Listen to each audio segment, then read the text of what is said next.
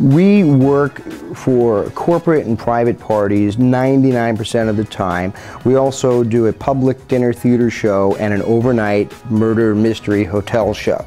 So, and we have a brand new event called Dinner Court, which is a mock murder trial. You've seen the murder mystery, now we're putting the killer on trial. It's very interactive, the audience goes nuts for it, and we started that for the Morale, Welfare, and Recreation Division for the United States Navy. And it was a huge success. Now we're doing it in Van Nuys at the 94th Aero Squadron for a dinner theater show, and we're taking it up to Madeira for one of our repeat clients who saw Murder Mystery 2 years ago. This year they want to see the trial, so we were so busy, and people love the Sharpo murder mystery so much that they call us, and a couple of years go by, and they say, well, we didn't find something to top that. What can you do now? We can't find a way to top that performance. And again, it always comes down to, you know, only accept the best out of yourself and out of your cast and out of your production values, and no matter how you're feeling, show up, suit up, and 100%. Now we know some days 100% is different than others, but always do your best.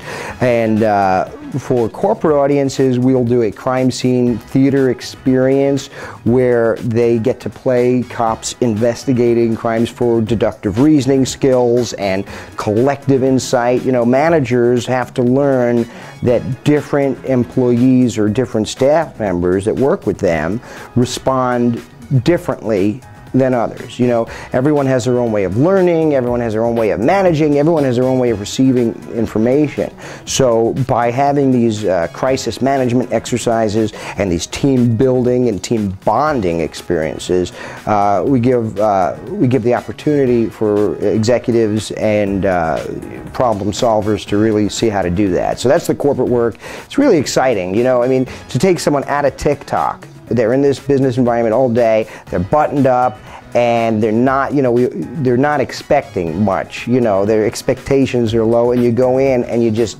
sweep the floor out from under their feet, and they're having the time of your life. You know, we always end by saying, you know, the company that slays together stays together, you know, but that's the idea of the murder mystery, you know, laugh now or forever hold your peace, you know. So our flagship is the murder mystery, and the mystery shows and the magic shows, but the mystery shows include magic as part of the event. Usually in the cocktail parties, a mingling time where audience arrives, and I'm usually undercover in my, you know, like a black suit and a red tie, looking real gangster and troublemaker, going up to the, you know, the most buttoned up person and going, make a little money, you know. And they're like, pardon me? I've actually gotten thrown out of a few rooms. They thought I was crashing the party, and then I have to go in and become the detective and solve the crime. So that's exciting. It's, you know, all audiences, believe it or not, you can have the same presentation. You tweak it a little for a wedding, reception, or rehearsal dinner as you will for the executives of a big corporation at their meeting retreat.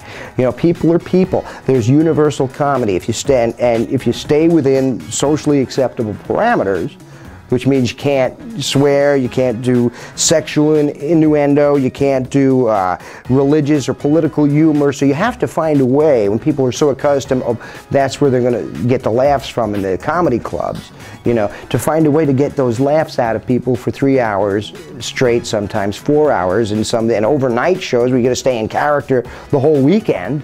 And it's an amazing process to see what most people laugh at, what they find funny and exciting and engaging. You know, because it's not all comedy. We're not mystery comedy, man. We're mystery and magic. That's the Sharpo creed, right?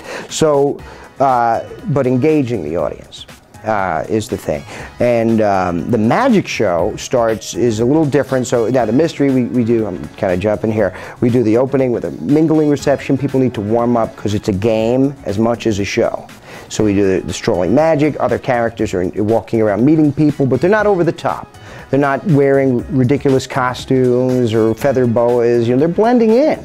And they're talking to people, having real conversations, so that when someone actually drops dead in front of them, the stakes are high. And the detective runs in and says, right now, at this very moment, A diabolical plot is hatching. Devious minds are working overtime. Who will be the first to scream murder? And then people are excited, and you stand up, where you from? And you start interrogating their CFO, of finance, how you knew the dead guy. Inevitably they say no, and then you got them, you produce their business card or something that shows they had a connection.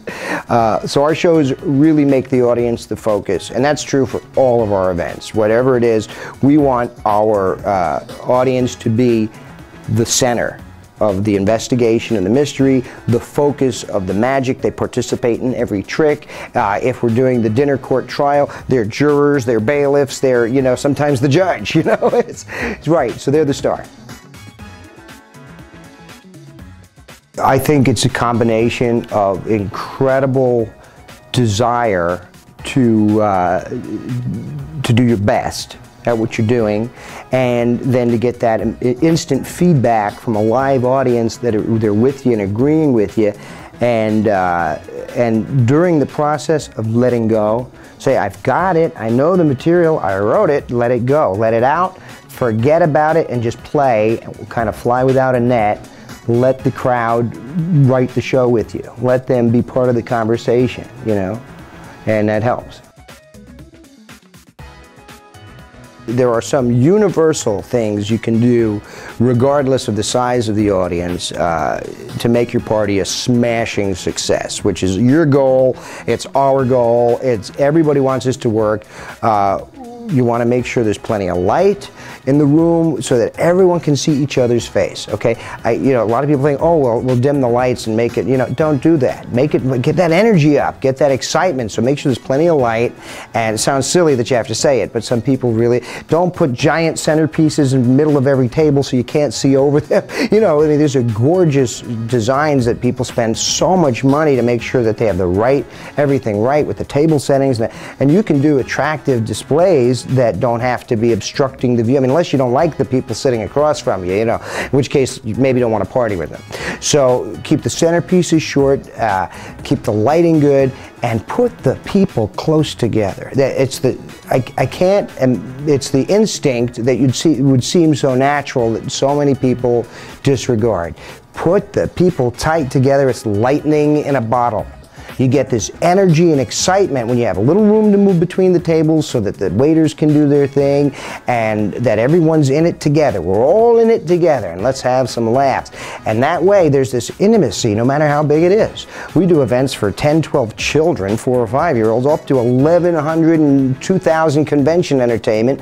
We played the aquarium in Georgia, the Atlanta Reef Aquarium, 1,100 people, and we had to compete with the whale swimming behind us, but they knew the secret. Get people tight together and make sure they can see. So we, of course, with a big group, you have to add some multimedia, some big screens. I felt like Mick Jagger up there. I was like, there I am. But it still felt like we were playing, we want to feel like we're all just having a few laughs together. You go to the party, everyone congregates in the kitchen. Make your party the kitchen so everyone gets close together. Make sure there's lots of good food and nosh to have on the tables. Make sure, and if they're salty, make sure there's a lot of drinks too. You boil it down. What does Sharpo mean? S-H-A-R-P-O. Simply have a really perfect occasion. That's what we stand for in everything. Slogans are a big thing. Call Sharpo in. That's CSI. That goes with the murder mystery. Laugh now or forever hold your peace. Solving fake murder since 1989. Life is fun. Life is murder. We offer both. And it's weird. You go from playing for children and clowning and this, and then you go and doing, homicide investigation for the grown-ups. But we like to think that everyone is a star, and these days everyone is a channel. And thanks to PartyPOP, people find us and they see us, and we get to travel all over. We're extremely grateful that we get to do what we do for a living, and we hope to come to your party. Well, the audience laughs when we know we've done well. They write us letters. We post them on our website. How does it feel? I don't think you can describe it. It's like It's what I live for. I mean, I live and I breathe what I do. I am Sharpo. My wife says, oh, you know, I say, oh, our team, we're Team Sharpo, we're Team Sharpo. But every team starts at the top, and, you know, over the years, I became the boss. I became the captain of my destiny and the master of my fate, and I can't believe I get to put other actors to work. I get to put performers in situations where they can feel the same way, and most importantly, we make someone's really important moment in their life memorable. Because what they're buying when it comes down to the end of the day is a memory. So when they're old, they look back and they remember. That's one of the moments in their life they remember. And I feel like I'm part of their family. I've come into your family for a day. And sometimes longer than that. I've made friends. People have gotten engaged at my shows. I put someone in a police lineup in my Mystery Dinner Theater show. He proposed to his girlfriend in the lineup. We had arranged it in advance. It was a showstopper. You know, weddings and rehearsal dinners and birthdays where, you know, kids are growing up now, where I entertained when they were children. Luckily, they're running the studios. And if they don't remember their Uncle Sharpo, I'm going to tell you. There's no better feeling. We're living it up.